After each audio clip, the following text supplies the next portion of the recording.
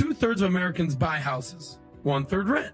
Only 50% invest in the stock market, 50% don't. What's the difference here? I would argue that it's just way harder to understand the stock market. It's bulls, it's bears, it's bells, it's red, it's green, it's up, it's down, it's which way is it? It's like the S&Ps, the Dows, the Nasdaq. People just don't understand, but people understand real estate. The stock market can seem complex and intimidating at first, but once you understand the basic principles, it becomes much easier to navigate.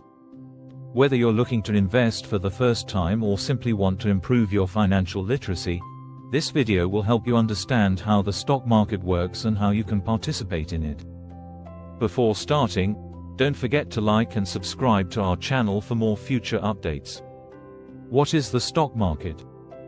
The stock market is a collection of markets where shares of publicly traded companies are bought and sold.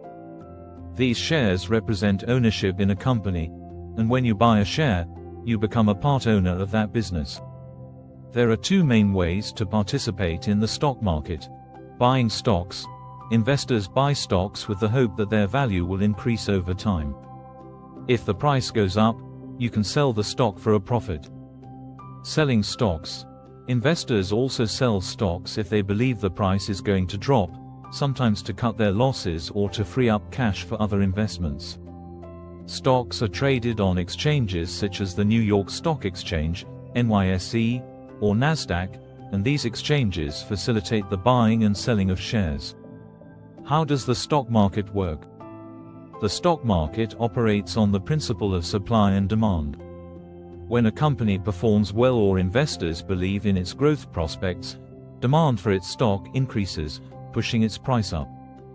Conversely, if a company performs poorly, the demand for its shares falls, causing the price to drop. Stock prices are influenced by many factors including company performance, a company's profits, management decisions, and market position all impact its stock price. Market conditions. Economic factors like inflation, interest rates, and political events also affect the market. Investor sentiment. The way investors feel about the overall economy or specific industries plays a big role in stock prices. Stocks are typically categorized by their market capitalization, the total value of a company's outstanding shares. Large cap stocks. These companies are worth $10 billion or more and are considered stable investments. Mid-cap stocks. Valued between $2 billion and $10 billion, these companies offer a balance of growth potential and stability. Small-cap stocks. These are valued at less than $2 billion and are considered riskier, but have the potential for high growth. Key stock market concepts for beginners: shares and ownership. When you buy a stock, you're purchasing a share of the company. As a shareholder, you are entitled to a portion of the company's profits, often distributed as dividends. However, stockholders are also exposed to risk. If the company performs poorly, the value of your shares can decrease. Dividends. Some companies pay dividends, which are a portion of the company's profits distributed to shareholders. Not all companies offer dividends, as some prefer to reinvest their profits back into the business to fuel growth. Market indexes. Stock market indexes like the S&P 500 or the Dow Jones Industrial Average track the performance of a selection of stocks. These indexes serve as benchmarks to measure how the market, or a segment of the market, is performing. Bulls and bears. Stock markets go through cycles of rising prices, bull markets, and falling prices, bear markets.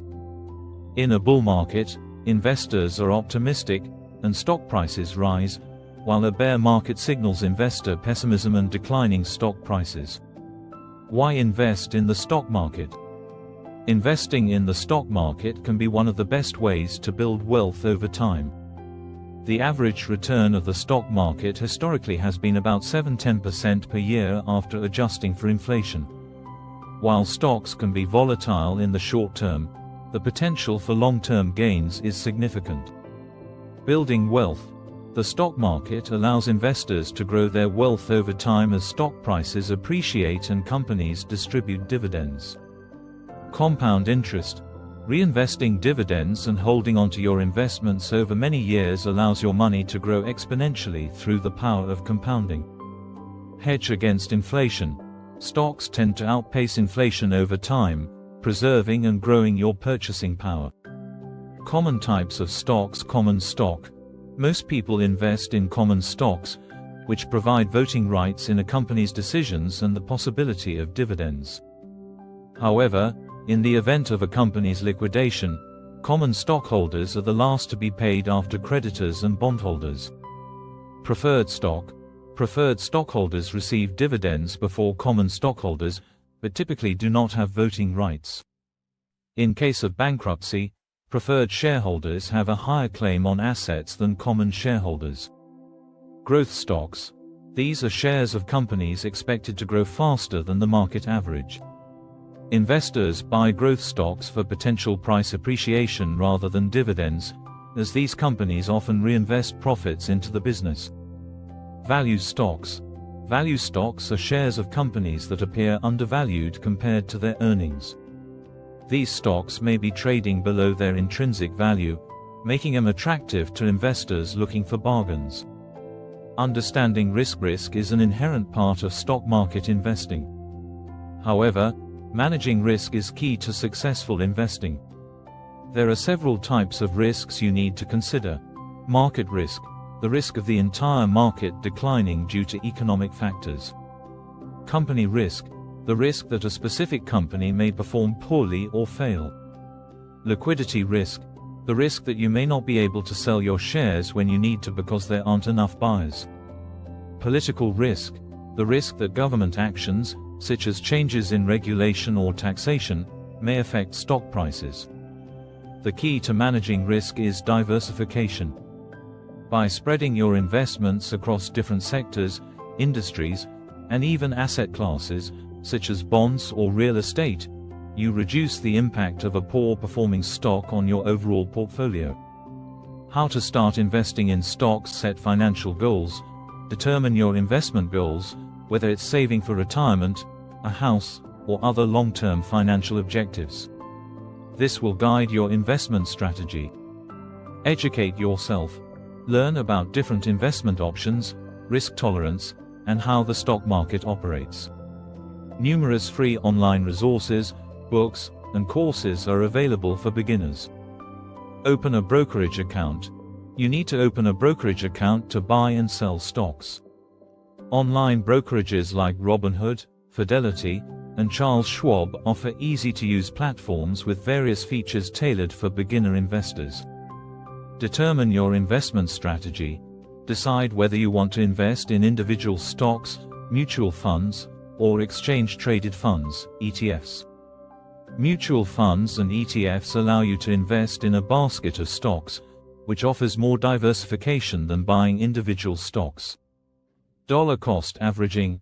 This is a strategy where you invest a fixed amount of money at regular intervals, regardless of the market conditions. Over time, this strategy can help reduce the impact of market volatility by buying more shares when prices are low and fewer when prices are high. The role of stock market research. Before making any investment, conducting thorough research is crucial. Here are some research tools you can use. Financial statements. Review a company's income statement, balance sheet, and cash flow statement to assess its financial health. Earnings reports. Companies release quarterly earnings reports detailing their performance, including revenues, profits, and future guidance. Analyst ratings. Many financial analysts provide buy, hold, or sell recommendations on stocks. These can offer valuable insight but should be considered alongside other factors. Long-term versus short-term investing. One of the most important decisions you'll make as an investor is choosing between a long-term and short-term investment approach. Long-term investing. This strategy involves holding onto stocks for many years or decades to benefit from their growth. It's generally less risky and allows for the magic of compounding. Short-term trading. Traders buy and sell stocks quickly, sometimes within the same day, day trading, or over a few days or weeks, swing trading. This method requires more time, attention, and a deep understanding of market trends and technical analysis. This is it for today's video. What do you think of our video? Feel free to share your thoughts in the comment section below. Don't forget to like and subscribe to our channel for more future updates. Thanks for watching.